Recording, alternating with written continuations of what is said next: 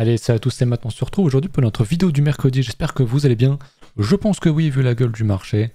Bitcoin est quand même très haussier. Ether aussi, évidemment, vous savez. Je pense pourquoi on va en parler très rapidement. Le son aussi est bon, vous m'avez fait vos retours, le son a bien pump. Vous en êtes content globalement, donc ça fait toujours plaisir. Vous l'avez vu, il y a pas mal de news en ce moment sur le marché. Enfin, il y en a une surtout qui alimente le marché, c'est évidemment les ETF. Puisqu'on a eu l'approbation, enfin pas l'approbation, je dis n'importe quoi, mais on a eu quelques experts d'analystes chez Bloomberg qui ont augmenté leur estimation d'approbation d'ETF Ether Spot. On était à 25% de chance que ça passe, on est passé à 75% selon eux, selon leurs contacts, selon leurs estimations, ça fait quand même bien plaisir. On pensait que ça allait être assez facilement refusé. Et finalement, c'est vrai qu'il y a les élections US qui arrivent, et on sait que Trump s'est déjà bien orienté en faveur des cryptos. Biden, pas encore, ça pourrait être un premier move. Je sais plus, il y avait un sondage qui était sorti sur le nombre d'Américains qui estimeraient prendre assez fortement en compte l'avis niveau crypto des candidats, et je crois que c'était quelque chose d'assez important, donc forcément, ça va jouer. Voilà pour ça, donc très très grosse news, évidemment. C'est pas encore fait, il y a encore 25% de chances que ça reste, que ce ne soit pas accepté, donc il faut évidemment le prendre en compte. Mais le marché l'a quand même beaucoup pricé. On a eu un très beau record de volume. On voit un 14 milliards de dollars d'open interest ouvert, donc d'intérêt ouvert sur les futurs Ether, avec bien sûr un pump de 20% en 24 heures. C'est quand même quelque chose d'assez important. Et on a du coup les responsables de la SEC qui ont demandé lundi au Nasdaq et au CBOE de procéder rapidement à des mises à jour et à des modifications dans leur demande d'ETF spot. On l'a vu, je sais plus c'était quoi, pas quel module, mais quel article ou je sais pas quoi qui allait être modifié. Et il y en a beaucoup qui l'ont modifié dans les demandes, qui ont changé leur demande pour se mettre à jour. On a aussi un listing qui a été approuvé côté Londres, mais on va pas se mentir, ce qui nous intéresse, c'est évidemment côté américain niveau ETF. Il y a un gros thread de Esprit Cryptique qui le résume plutôt bien, cette histoire d'ETF depuis le temps qu'on en parle. On va pas en parler ici parce que c'est long et je vais pas vous faire de la lecture, mais je vous laisse mettre pause si jamais ça vous intéresse, ou alors aller chercher par vous-même sur Twitter. Il a fait un très bon taf, donc voilà, c'est ça pour votre petite culture. C'est très intéressant, très détaillé, et c'est cool. La dernière fois je vous avais parlé quand même d'un truc intéressant qui était un petit peu ma vision de comment le marché crypto est hype, quel est l'intérêt que les gens y portent médiatiquement, etc. On avait vu plein de choses, on regarde de temps en temps pas mal d'indicateurs, on avait regardé notamment les fees sur le réseau Ether qui étaient et qui sont toujours au plus bas. Bon, je n'ai pas regardé aujourd'hui, hier, depuis la hausse, mais globalement on doit être très très bas. Sur le Discord et en stream, on m'avait fait remarquer effectivement que le nombre de connectés sur JVC était également un très très bon indicateur sur JVC Finance. Donc en rouge, vous avez la courbe du BTC, ok, du Bitcoin, et en bleu, vous avez le nombre de connectés moyens par jour. Et on voit que les bottoms ont été posés sur ce niveau-là, globalement. Et on y est revenu pile poil. Donc je ne peux pas tracer un trait, mais on voit qu'on était très très très bas, ce qui montre aussi évidemment un certain désintérêt. Donc on voit qu'à la TH, il y avait 570 connectés, et qu'on était à 47 à la TL, donc et on était vraiment pas loin. Donc ouais, c'est... Voilà, il y a le Google Trend, il y a tout ça, mais ça en fait totalement partie. Je trouve que c'est assez accurate, honnêtement. Voilà, je voulais quand même vous en parler. On va se mettre du coup, bien sûr, sur Bitcoin qui a fait un très très bel avalement à la hausse semaine passée, qui continue du coup cette semaine. Donc on a eu un top posé dans une bougie, 2, 3, 4, 5, 6, 7, 8 bougies pour trouver un bottom. En 2 bougies, c'est avalé à la hausse. Un grand classique. On avait posté un trade la dernière fois, souvenez-vous, sur Bitcoin, sur un achat sur le retest, et on n'a pas touché techniquement la zone de TP, mais on n'est pas loin. C'est normal de prendre des profits ici. Donc pour moi, le trade est validé. Il est vraiment très très bien. Donc c'était un grand classique, un déviation, réintègre, boum, on va chercher la résistance. C'est vraiment un classico, comme on n'en fait plus. Donc ça fait toujours plaisir. Au niveau des ETF, j'ai oublié quand même quelque chose d'important. Vous le saviez, ça fait un petit moment que j'en reparle. On commence à avoir depuis le 15 mai pas mal de volume. 300 millions, 250, 200, 300. Ça accumule pas mal niveau ETF, à tel point qu'on a fait un ATH sur le total cumulative flow sur les ETF Bitcoin. Donc ouais, on voit très bien qu'on fait un plus haut. On l'avait déjà bien pump avant que Bitcoin pump, comme de par hasard juste avant.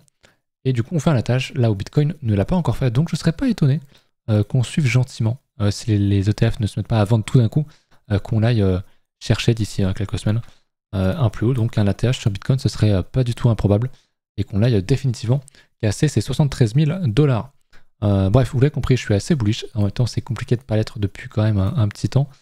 Niveau Bitcoin, bah, c'est pareil. Hein. Niveau data, on a toujours des fundings qui sont globalement très très bas. On est très proche de 0, on est à 0,014, donc on n'est pas du tout dans une période d'euphorie comme on l'a pu l'être ici. Là aussi, c'est un très bon indicateur pour prendre la température du marché.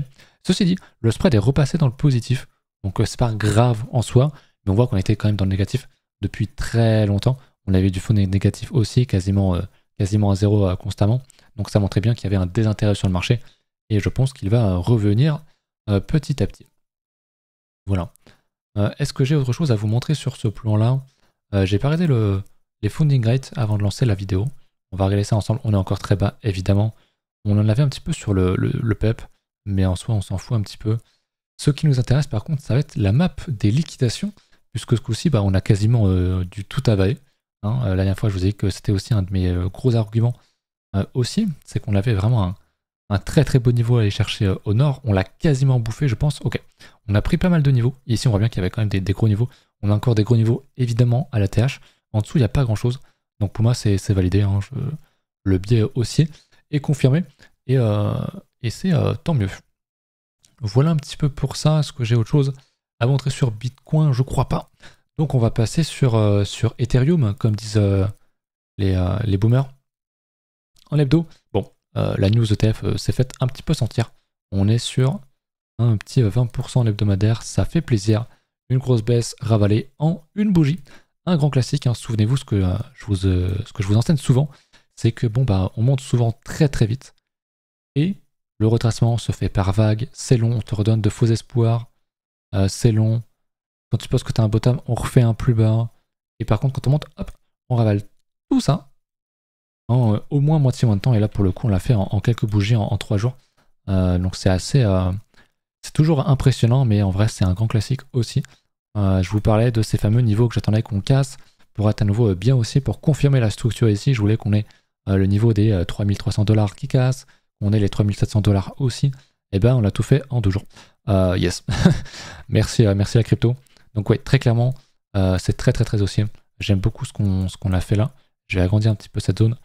Celle-ci, je vais l'enlever, mais je vais mettre quand même un niveau pour montrer qu'on a quand même pris un top ici. Donc attention, on pourrait faire une déviation, venir shorter, venir prendre la liquidité des gens qui auraient all-in avec du gros levier ici, histoire de les faire liquider. Pourquoi pas revenir rechercher cette zone-là pour aller chercher un niveau beaucoup plus haut dans le futur, mais très clairement, je n'irai pas short un Ether à 3700 $. Par contre, si on revient plus bas, je serais effectivement intéressé pour prendre un achat du coup. Donc ça c'est top. Et voilà, je vous l'avais dit, hein, la grosse zone évidente, on n'ira pas. On n'ira pas, on commence à structurer un peu au-dessus. Il y a trop de gens, je pense, qui attendaient cette zone-là. Et on n'y est pas allé, et tant mieux. Voilà pour Ether qui est très très fort. Évidemment, ça perd contre le BTC. Et ben, elle a tout ravalé. Du coup, on n'aura jamais fait de clôture dans ma grosse zone emprunt à la banque, hypothèque à la maison. Ça a été racheté très très vite. On commence à faire un espèce de double bottom divergent là. Donc j'aime beaucoup ce genre de changement de structure. Très intéressant. On pourrait avoir posé un top, un bottom du coup sur Ether face au Bitcoin. Et ouais, du coup on avale beaucoup. Enfin, on avale à la baisse sur la dominance. Donc c'est plutôt bon signe à voir. Pour moi, on est toujours dans un scénario qui est haussier actuellement. On a un support, on l'a retesté. Et tant qu'on ne repasse pas en dessous, je resterai haussier sur la dominance. Mais c'est effectivement un très très bon move. Ce qu'on fait actuellement à voir, c'est juste l'effet d'annonce pour les ETF. Et si derrière, bah, on va reprendre quand même de la dominance niveau Bitcoin pour aller chercher ma target des 57-58%, ou si effectivement on réintègre, et ce serait vraiment bien. Pour moi, si vraiment on repasse sous les 53%, honnêtement, ça risque de pas mal bouger dans les alts dans les mois qui viennent. À suivre, mais on est déjà en mai. Souvenez-vous du fameux dicton sell in May and go away. Je vous l'ai dit, on l'a topé bien avant mai, on l'a topé en mars. Et je pense que on l'a suffisamment consolidé, on l'a suffisamment dumpé, surtout sur les altcoins, et je pense qu'on aura une bonne reprise. J'avais dit oui, fin l'été ou mi-été ou quoi. J'y crois toujours, honnêtement. Donc ouais, il faut être patient, mais le cycle s'annonce quand même très très beau. Moi en tout cas, j'ai hâte de voir ce que vont nous réserver les prochains mois, et même l'année qui va suivre, parce que je pense qu'il y aura beaucoup de bons. Voilà un petit peu pour ça. Je vous rappelle, hein, si jamais vous cherchez des exchanges, n'hésitez pas à passer par mes liens en référal en description, notamment BingX, GMX aussi pour ceux qui veulent des alts, BitGet. J'en ai 3, donc n'hésitez pas à passer par ça. Vous aurez accès également à l'école gratuite qui est sur Discord. Toutes les infos sont sur le Discord. Voilà un petit peu pour l'analyse de base que je voulais faire. On va quand même regarder un petit peu niveau tradi. Ok, bon, on range du coup sur le en daily, sur le dollar. J'aimerais vraiment qu'on refasse un plus bas, qu'on casse cette zone-là, qu'on s'en serve comme résistance et qu'on aille vraiment plus bas, qu'on confirme plus bas. Et je pense qu'on aura vraiment de très très bons moves pour les actifs à risque. Si on regarde le SP, voilà, c'est ATH, ça n'a pas changé. Le Nasdaq, c'est ATH, on en voit même encore en daily très très fort, très très costaud. On fait un ATH quoi, donc franchement c'est vraiment très très solide. Je vais voir le SP, pas le SP pardon, le Russell 2000, qui est le total 3 entre guillemets du marché tradi. Donc c'est un peu les shitcoins du marché tradi. Un très bon indice. On voit qu'on avait une très grosse consolidation hebdomadaire. On a cassé, on refait un plus haut, on reteste. Mais si on refait un plus haut, pour moi, on a une très très grosse consolidation à gagner ici. Si on refait un plus haut, si on casse les 2140 points, honnêtement, c'est ultra bullish. Et on aura vraiment une structure qu'on a tous les 10 ans ou tous les 5 ans. Ou voilà. Donc quelque chose de très très rare.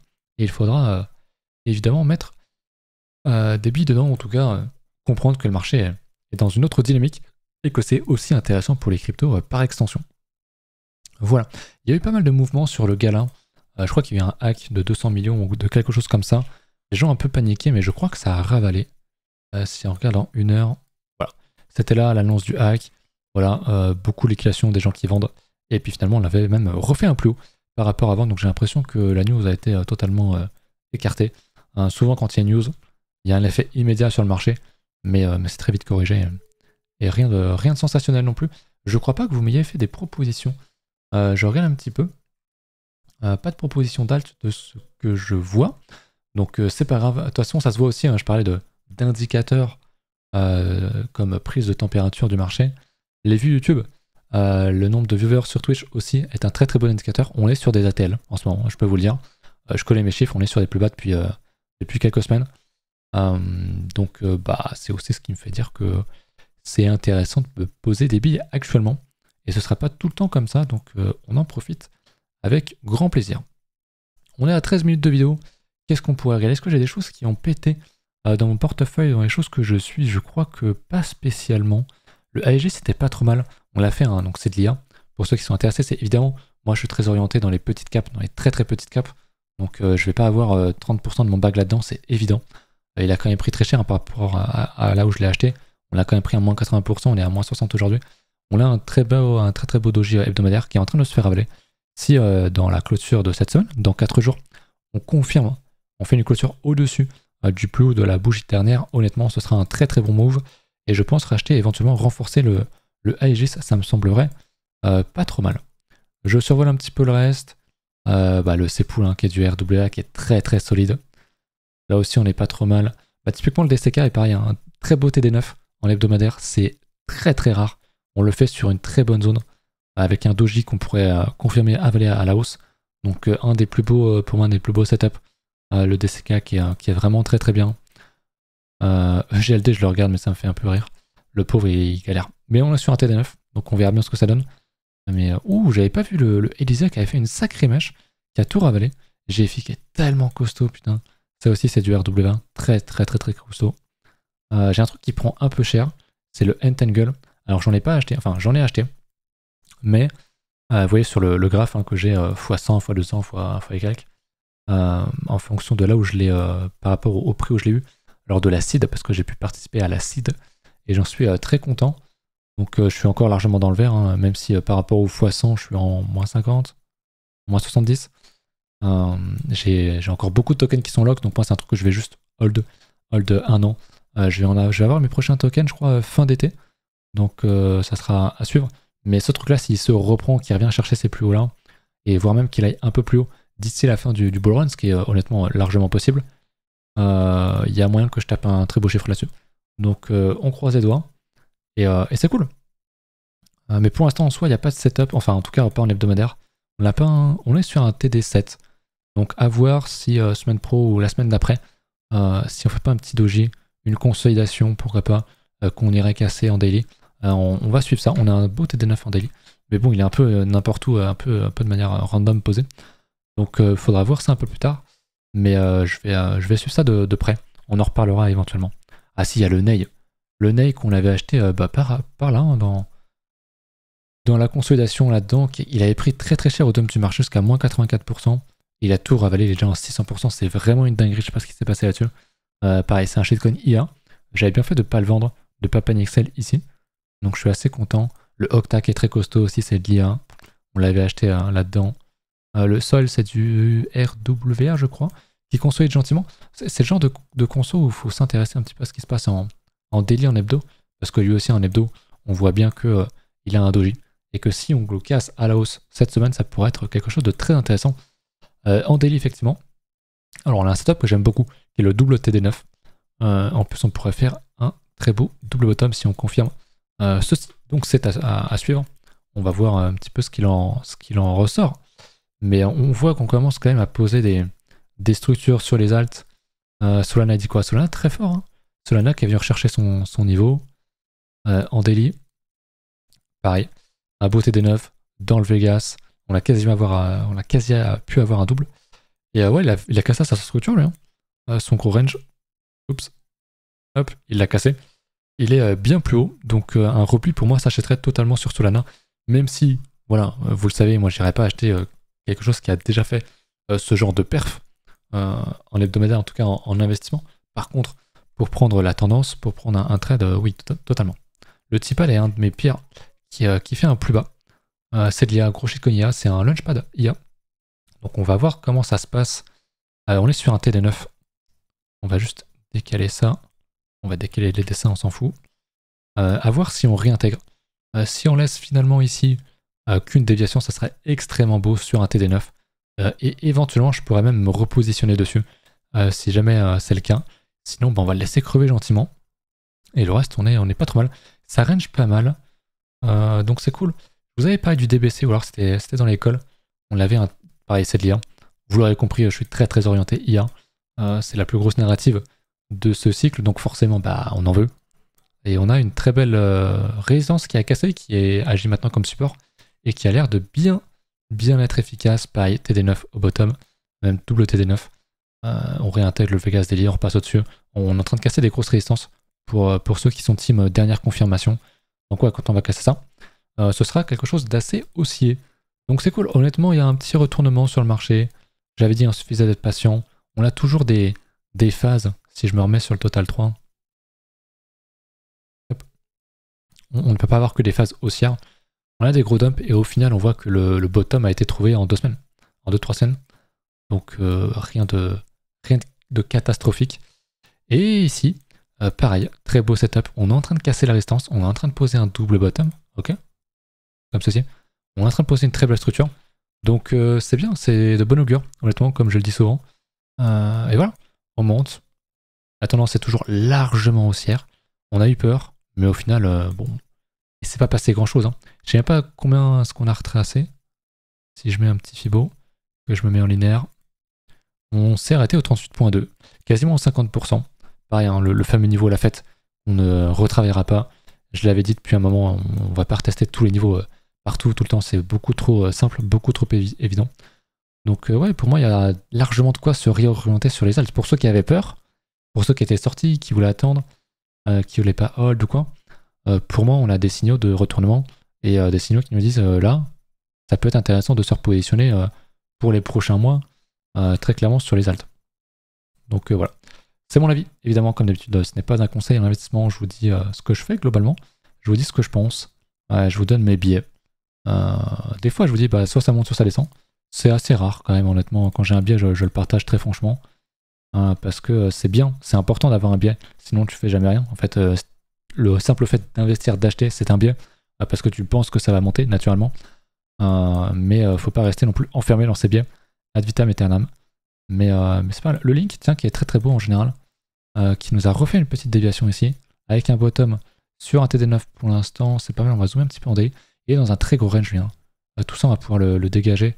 On va pouvoir poser un niveau comme ceci. On va pouvoir mettre ça. On va pouvoir montrer la nouvelle déviation qui est ici. À suivre. À suivre ce qu'il va nous faire. Je pense que là-dedans, je suis sûr, il y a plein de gens qui voient un épaule tête épaule. C'est un grand classique. Hein. Ils disent oh, il faut short, on va faire épaule tête épaule. Sauf que, je vais dégager ça. Il n'y a pas d'épaule tête épaule ici.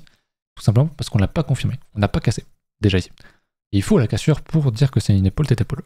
Deuxièmement, je crois qu'on n'atteint pas le retracement nécessaire pour les épaules. Je crois qu'il faut au moins... Ah si, on a fait 50%. Je sais plus si c'est 50 ou 61 points qu'on veut minimum. Mais l'épaule de gauche m'a l'air un peu basse. Mais bon, après, même si elle était validée, personnellement, je la prendrais pas. Pourquoi? Parce que les figures chartistes, tu les trades dans le sens de la tendance. Là, c'est un pattern bearish, alors que la tendance de fond, elle est quand même haussière. Donc on aurait une épaule tête épaule inversée, je la prendrais. Celle-là, je la prendrai pas. Mais de toute façon, pour l'instant, elle n'existe pas, comme je viens de vous l'expliquer. Voilà, petit point important, je pense. Je vois un petit peu mes anciens. Le Tao très très fort, hein, on en parlait pour ceux qui veulent rentrer sur l'IA. Le Tao pour moi est très très bien, il est sur un très très beau niveau. Donc à suivre. Voilà, écoutez, c'est à peu près tout pour aujourd'hui. J'espère que la vidéo vous aura plu, que le petit point était nécessaire. N'hésitez pas à mettre un petit commentaire, un petit pouce bleu. S'il y a une halte que vous voulez que je regarde pour la prochaine fois, bah demandez-moi. Et puis si vous avez une question de même, on se retrouve dimanche, je pense, pour la prochaine vidéo, à moins qu'il y ait un événement majeur d'ici là. Peut-être sur Twitch aussi, peut-être qu'on va se faire un petit stream. Et puis voilà, à la prochaine, salut.